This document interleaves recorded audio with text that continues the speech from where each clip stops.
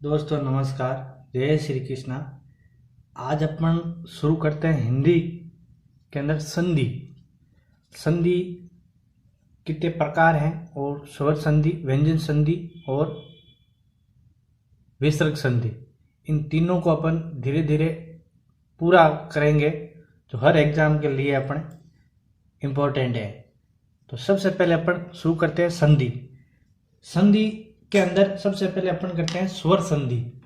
स्वर संधि के आपको पता है कितने भाग है, तो स्वर संधि का अपना पहला भाग देखते हैं। तो स्वर संधि का पहला भाग है अपने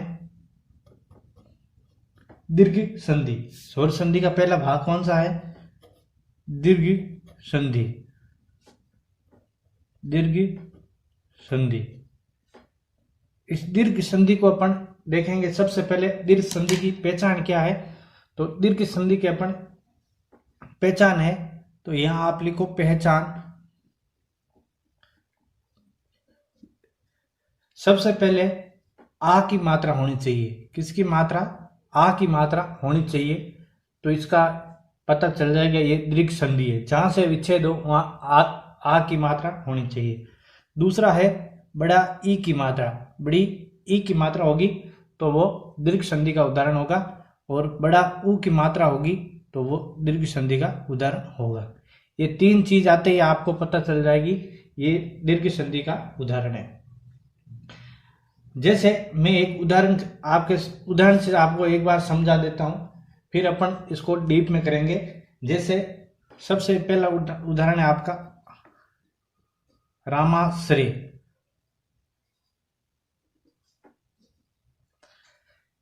पहला उदाहरण है अपना रामाश्रय।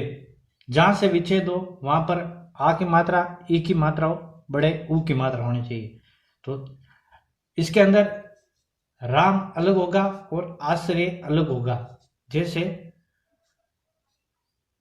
राम अलग हो गया, आ की मात्रा बच गई, तो मतलब पहचान क्या है? दीर्घ संधि का उदाहरण है। और आ से श्रेय, जैसे आ गया प्लस आ श्रेय, क्या बन गया? रामा प्लस आश्रय। अगर इसको जोड़े तो यहां से राम के अंदर ए प्लस आ, तो दीर्घ संधि के अंदर यही तो है, सेम स्वर होने चाहिए। तो ए प्लस आ तो क्या बनेगा? आ। तो पहचान क्या होगी? रामाश्रय। इसकी पहचान ए या आ के बाद ए या आए क्या हो जाता है? आ ही हो जाता है। इसी तरह ई या बड़ी ई के बाद सेम स्वर होने चाहिए, तभी दीर्घ संधि का उदाहरण होगा। ई या बड़ी ई के बाद ई या बड़ी ई, तो क्या हो जाती है? बड़ी ई। ऊ या बड़ा ऊ के बाद ऊ या बड़ा ऊ आए तो क्या हो जाती है? बड़ा ऊ। ये दीर्घ संधि। इसको याद नहीं रखे अपन, इसी की पहचान रखे तो ज्यादा इजी रहता है। क्यों? पहचान के अंदर ए आ की मात्रा, बड़े ई की मात्रा, बड़ा ऊ की मात्रा जैसे आपको दिखाई, जहां से विच्छेद हो, तो संधि कौन सी होगी? संधि होगी अपने दीर्घ संधि का उदाहरण होगा। यह था अपना दीर्घ संधि का सिंपल सा पहले। अब मैं आपको दीर्घ संधि की पहचान कैसे होती है, पहचान तो बता दी। अब एक बड़ी ई की मात्रा कहाँ आती है, बड़े ऊ की मात्रा कहाँ आती है, ये आपको मैं बता देता हूं। फिर अपन इसके एक एक करके उदाहरण भी कर लेंगे। तो सबसे पहले ये उदाहरण कर लेते हैं अपन।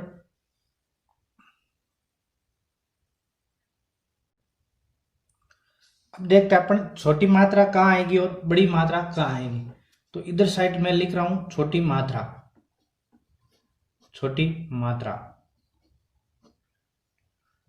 और इधर साइड लिख रहा हूं मैं बड़ी मात्रा। छोटी मात्रा और बड़ी मात्रा कहाँ कहाँ आएगी, तो आप भी ये साथ साथ में लिखो। पहला पॉइंट लिखो आप, छोटी मात्रा होगी कहाँ? जहां पुल्लिंग शब्द है, तो मात्रा कैसी होगी? छोटी होगी।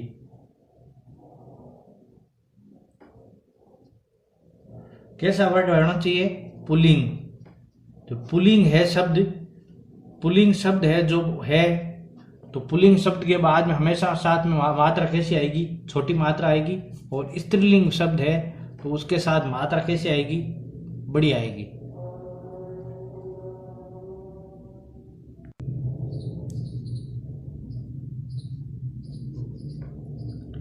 स्त्रीलिंग शब्द है तो मात्रा कैसी आएगी, बड़ी।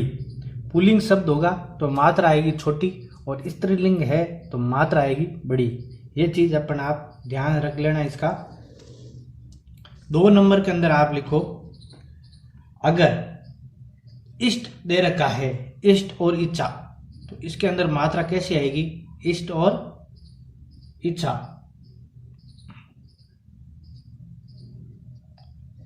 इष्ट और इच्छा के अंदर मात्रा कैसी आती है, हमेशा छोटी मात्रा आती है। और इसी के थ्रू यहां पर लिख लो ईश्वर और ईश। बहुत जगह आपको ईश मिलेगा, तो ईश की मात्रा कैसी आएगी, बड़ी। इष्ट और इच्छा छोटी मात्रा, ईश्वर और ईश बड़ी मात्रा आती है। फिर लिखो आप पॉइंट नंबर 3, उपसर्ग और प्रत्यय के साथ मात्रा कैसी आती है, हमेशा छोटी आती है।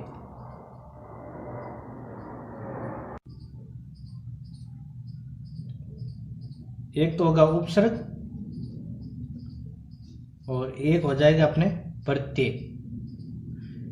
इसके साथ हमेशा छोटी मात्रा आएगी। जहां उपसर्ग लगा है तो समझ लेगो मात्रा कैसे आएगी, छोटी। और जहां प्रत्यय लगा है मात्रा समझ लेना ये कैसे आएगी, छोटी। ये अपन 3 पॉइंट। चौथा पॉइंट लिख लिया अपन, जब भी से ये आएगा, कौन सा से, ये षटकोण वाला से आएगा, तो इससे पहले मात्रा कैसी आती है, हमेशा छोटी आती है। और जब भी कक्षय लिखा आएगा तो इससे पहले मात्रा कैसी आएगी, हमेशा बड़ी मात्रा आती है। समझ गए होंगे आप। 5वां नंबर लिखते हैं अपन, अगर केवल वर्ण दे रखा है, केवल वर्ण दे रखा है, क्या सिर्फ वर्ण दे रखा है, तो मात्रा कैसी आएगी, केवल वर्ण का मतलब लिख लेना अर्थहीन। क्या, अर्थहीन, तो मात्रा आएगी छोटी। और जब भी कक्षय दे रखा है, कक्षय का लिख दिया। जब भी भू दे रखा है, केवल वर्ण दे रखा है, अर्थहीन है, तो मात्रा आएगी छोटी। भू है तो इससे पहले मात्रा क्या आएगी, बड़ी। तो मतलब हो गया अर्थ निकलेंगे। आपको अच्छी तरह समझाता हूं मैं, अर्थ निकलेंगे तो मात्रा कैसी आएगी, बड़ी। जिसका शब्द का, जिस वर्ण का अर्थ नहीं निकले, वर्ण होना चाहिए जन सिंपल वर्ण, जन मैं है, कुछ भी हो, मैं के कुछ भी आ जाएगी, उससे अर्थ नहीं निकल रहा है, तो मात्रा कैसी आएगी, अर्थहीन है, तो मात्रा आएगी छोटी। जैसे ये भय और इसके अंदर ऊ लगा दिया, भू अड़ गया, तो भू भूमि का पर्यायवाची हो गया, तो इसका अर्थ निकलता है। इसलिए जहां पर अर्थ निकलेगा वहां मात्रा कैसी आएगी, बड़ी आएगी। और लास्ट पॉइंट अपन पहचानने का तरीका है, ये आपको मैं सिर्फ एक छोटी और बड़ी मात्रा जहां गलतियां करते हैं अपन, वो एक समझा रहा हूं। छठा है अपने, जो वाक्य दिया हुआ है दोनों का इकट्ठा लिखना। दिए हुए वाक्य के साथ, जो दिया हुआ वाक्य है अपने, वाक्य या शब्द के साथ, कोई शब्द दे रखा है, शब्द के साथ कोई वाक्य बनाए। क्या बनाना है, वाक्य बनाइए। ये वाक्य हटा देना। दिए हुए शब्द के साथ वाक्य बनाना आपको। अगर इस वाक्य के अंदर आ की ध्वनि आए, आ की ध्वनि आ जाए, आए, तो मात्रा कैसी होगी, छोटी। आ की जैसी जो दिया हुआ शब्द है उसके साथ कोई भी आप वाक्य बनाओ शब्द के साथ। जैसे पानी, पानी के साथ वाक्य बनाइए। अगर उसके साथ आ की मात्रा आ रही है तो मात्रा कैसी होगी, छोटी। और अगर उसके साथ ई की ध्वनि आए, अंतिम ध्वनि कह रहा हूं, ई की ध्वनि आए, अंतिम ध्वनि, ई की ध्वनि आए तो मात्रा कैसी होगी, आपने बड़ी होगी। ये सबसे पहले अपन पहचानने का तरीका है कि छोटी मात्रा कहाँ लगेगी अपने और बड़ी मात्रा कहाँ लगेगी। छोटी और बड़ी मात्रा दिए हुए वाक्य के साथ, शब्द के साथ कोई वाक्य बनाना है आपको। अगर आ की ध्वनि आए, वाक्य में आ की ध्वनि आए तो मात्रा कैसी होगी, आपने सिंपल सा है, मात्रा क्या कैसी होगी, छोटी। और बड़ी है तो मात्रा कैसी होगी। दिए वाक्य शब्द के साथ कोई वाक्य बनाना है आपको। अगर वाक्य के अंदर आ की ध्वनि आए तो छोटी मात्रा होगी और ई की ध्वनि आए तो बड़ी मात्रा होगी। ये थी अपने सिंपल, पहली बात ये हुई। इसके अंदर अपन छोटी छोटी बातें सीखेंगे, तब अपन दीर्घ संधि कभी भी गलत नहीं करेंगे। संधि कोई भी, कहाँ छोटी मात्रा आनी है कहाँ बड़ी मात्रा आनी है, ये अपन गलत नहीं करेंगे। अब अपन सीखते हैं दीर्घ संधि के उदाहरण। दीर्घ संधि की बेसिक जानकारी हमने सीख ली, अब सीखते हैं अपन दीर्घ संधि के उदाहरण। उदाहरण की बात करें तो अपने एक उदाहरण अपने लिख लिया है दीर्घ संधि का। दूसरा उदाहरण अपने लिखते हैं दीर्घ संधि का दूसरा उदाहरण। जैसे वर्ड है, छोटा सा वर्ड लेते हैं पहले, सांग। छोटा सा वर्ड है सांग, इसकी संधि विच्छेद करो। क्या करना है, संधि विच्छेद। अपने ट्रिक समझी थी, जहां आ की मात्रा, बड़ी ई की मात्रा, बड़ा ऊ की मात्रा, या बड़ा आ की मात्रा आ रही है तो समझ लो दीर्घ संधि है। अब इसका विच्छेद करना कहां से, यहीं से ही होगा। तो से को अलग करो, से प्लस पीछे क्या बचा, अंग ए गे। अगर इसका वापस अपन संधि करनी है तो ए यहां से निकला प्लस ए यहीं से ही है, ए और ए दीर्घ संधिकरण क्या बन जाता है, आ बन जाता है। ये अपना से। अगला अपना प्रेमाश्रु। मैं डीप के भी वर्ड लूंगा आपको और सिंपल भी वर्ड लूंगा।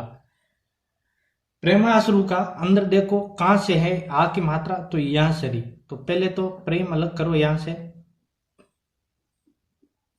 प्रेम प्लस बाकी क्या बचा, अश्रु बनता है या आश्रु बनता है वो आपको सोचना पड़ेगा। तो अश्रु होता है, आश्रु नहीं होता है, अश्रु। प्रेमा अश्रु, सिंपल हो गया। यहां से देखो ए और यहीं से क्या हो गया, ए और ए मिलकर क्या बनते हैं दीर्घ संधि के अंदर, आ। ए या ए आता है, आ या ए आता है, ए या आ आता है, तभी वहां पर दीर्घ संधि का उदाहरण है। जैसे मैंने आपको बताया, ए या आ के बाद ए या आ आए तो क्या बन जाता है, आ। या ये आएगा, ये आएगा, ये आएगा, ये आएगा, ये आएगा, चार है इसके अंदर, कोई भी आपस में कुछ भी आ सकता है, तभी भी क्या बनेगा, ए और ए आएगा तो भी आ बनेगा, आ और आ आएगा तो भी आ बनेगा, ए आ बनेगा आएगा तो भी आ, और आ प्लस ए आएगा तो भी आ बनेगा। ये अपन दीर्घ संधि की था। अगला और उदाहरण लेते हैं अपन, ये आ के उदाहरण हो गए। अगला लेते हैं अपन महिष। महिष के अंदर पहले तो पहचान करो संधि कौन सी है, तो संधि अपने बड़ी ई की मात्रा संधि होगी दीर्घ संधि। तो सबसे पहले इसका संधि विच्छेद करो। मही वर्ड होता है प्लस ईस होता है। मैंने आपको बताया ईस के अंदर कौन सी मात्रा आएगी, बड़ी। मही प्लस ईस, तो इसका यहां से बड़ी ई निकली अपने और यहां से भी बड़ी ई, दोनों ई मिलकर क्या बनेंगे, बड़ी ई ही बनेंगे। अगला है अपने गिरीश। बहुत सारे उदाहरण करूंगा मैं आपको, बहुत ज्यादा, आप खुद ही कहेंगे। तो इसके अंदर गिरी प्लस क्या आएगा, ईश। यहां से ई निकला है, छोटा ई निकला है, और यहां से बड़ा ई निकला है। ई और ई मिलकर क्या बनेंगे, बड़ी ई बनेंगे। समझ में आया होगा आपको। जैसे हरीश, हरीश का क्या होगा, तो हरी वर्ड क्या है, छोटा आएगा, छोटी मात्रा आएगी हरी के अंदर, प्लस ईस का मैंने बताया बड़ी मात्रा। ईस बहुत ज्यादा यूज आएगा तो आप ई इसको तो रटी लो, ई इसके अंदर बड़ी मात्रा आती है। यहां से छोटा ई प्लस यहां से बड़ा ई, दोनों मिलकर क्या बनेंगे, बड़ा ई। समझ में आया होगा आपको। फिर अपन और बात करते हैं इसके अंदर,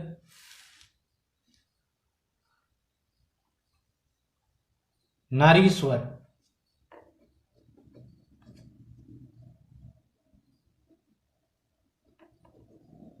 नारीश्वर, नारीश्वर का क्या है, नारी, नारी एक क्या स्त्रीलिंग है, तो मात्रा कैसे आएगी, बड़ी, तो नारी, नारी प्लस ईश्वर। ईश्वर मैंने आपको ईश्वर, ईश्वर अपने बड़ी मात्रा बताई थी, तो ईश्वर, नारी प्लस ईश्वर क्या होगा, नारीश्वर। यहां से बड़ी ई की मात्रा और यहीं से बड़ी ई की मात्रा, दोनों मिलकर क्या बनेंगे, बड़ी ई। ये अपने हुआ नारीश्वर का पर्यायवाची, नारीश्वर का संधि विच्छेद। अगला अपन करते हैं परीक्षा।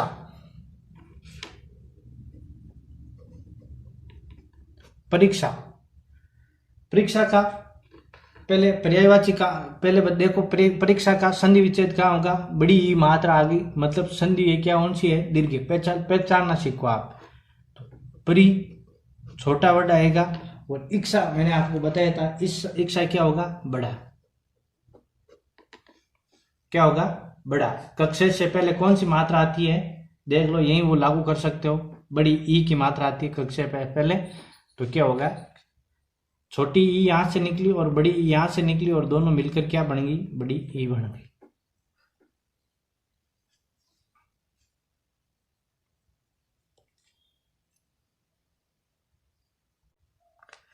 आगे अपन बात करते हैं और, तो अभीष्ट।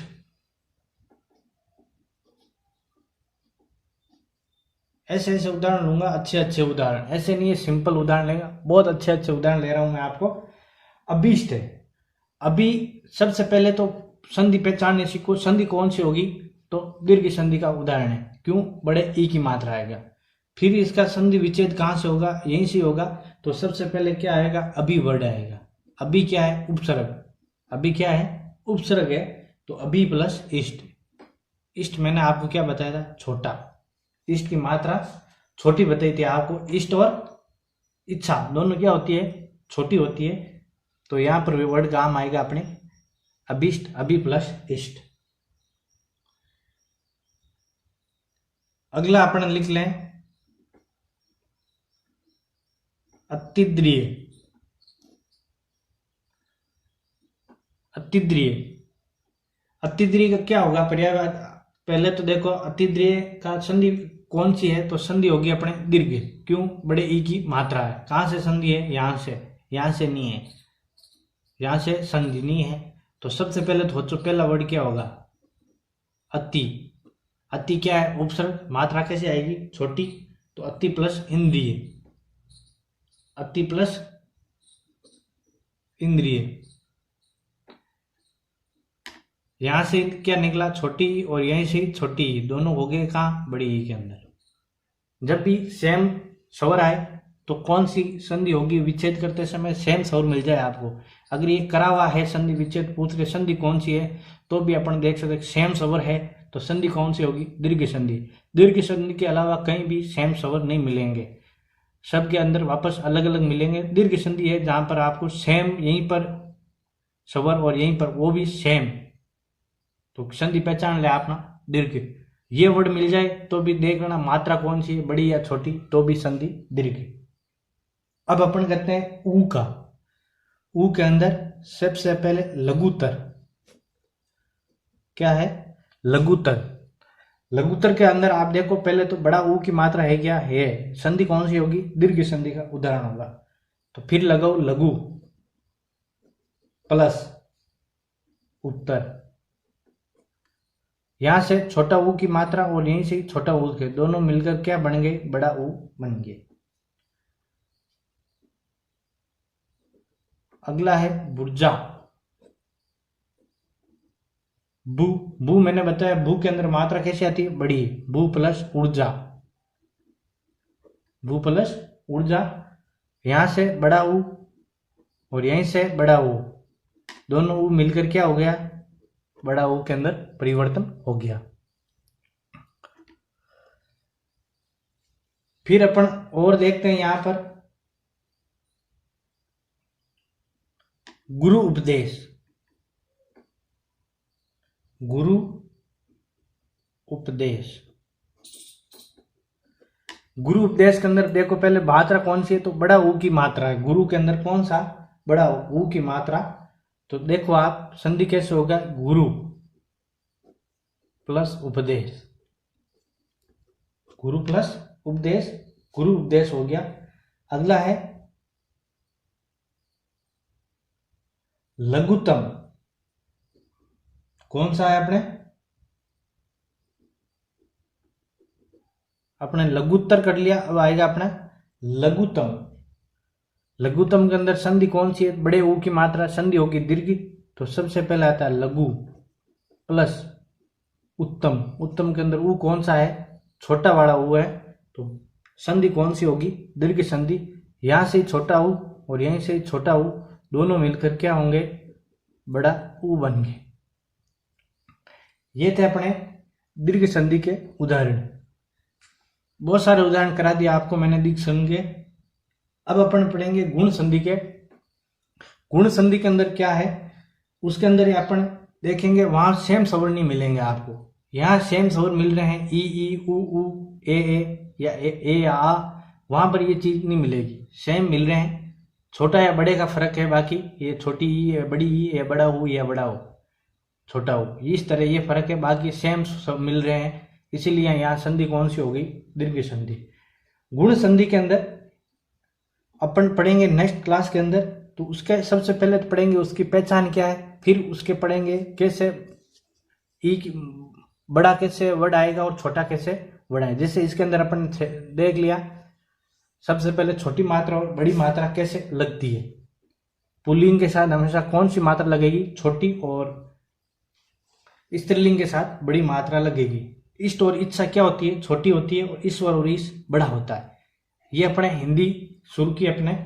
इसके अंदर अपन दीर्घ पहले तो स्वर संधि करेंगे, फिर ये व्यंजन संधि करेंगे। व्यंजन संधि के 8 अपन नियम लिखेंगे। उस 8 नियम अगर आपको याद हो गए तो आप कभी व्यंजन संधि, अगर आप संधि सही है मतलब आपने प्रत्यय और उपसर्ग वो भी सही कर लिया है। संधि पर ही प्रत्यय उपसर्ग है, अगर संधि सही है तो प्रत्यय और उपसर्ग वो आराम से सही होंगे।